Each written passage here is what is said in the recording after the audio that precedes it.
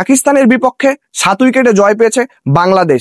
পাকিস্তানের বিপক্ষে 111 run chase করতে বাংলাদেশ হারায় মাত্র 3টা উইকেট। 7 উইকেটের জয় বাংলাদেশের। হাতে ছিল 27টা বল।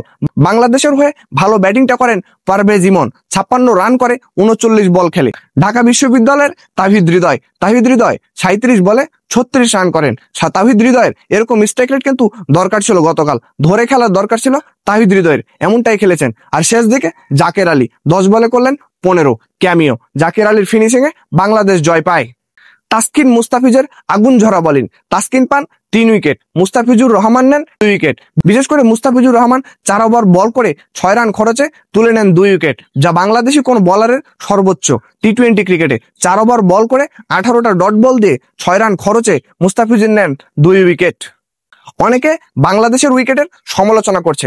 আজকে বিশ্ব ক্রিকেটে আপনাকে সব উইকেটে খেলতে জানতে হবে। আজকে যদি আমি বলি যে বাংলাদেশ বাউন্সি উইকেটে ভালো খেলে না, বাংলাদেশ নিউজিল্যান্ডের মাঠে ভালো খেলে না, ওই নিউজিল্যান্ড কিন্তু নিউজিল্যান্ডের সুবিধাটা নিচ্ছে, নিউজিল্যান্ড কিন্তু নিজেদের মাঠের সুবিধাটা নিচ্ছে, বাংলাদেশ কিন্তু নিজের মাঠের সুবিধাটা নিচ্ছে। এটাই আন্তর্জাতিক ক্রিকেট। নিজের মাঠে যখন আপনি খেলবেন, নিজের ওয়েদারে যখন আপনি খেলবেন, নিজের মতো করে কিন্তু আপনি ফ্যাসিলিটি বা সুযোগ সুবিধা নেবেন। সেই জায়গা থেকে বাংলাদেশ নিলেই যেন সুযোগ সুবিধার দোষ।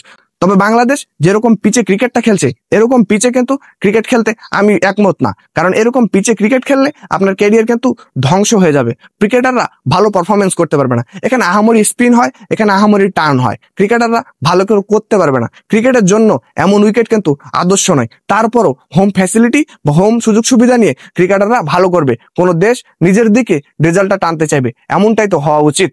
পাকিস্তানের বিপক্ষে টি-20 সিরিজের প্রথম ম্যাচেই এগিয়ে গেছে বাংলাদেশ, আর আছে 2 ম্যাচের টি-20। তো এই 2 ম্যাচের টি-20-র মধ্যে একটা জিতলেই বাংলাদেশ পাকিস্তান বধ করবে, বাংলাদেশ পাকিস্তানকে হারাবে।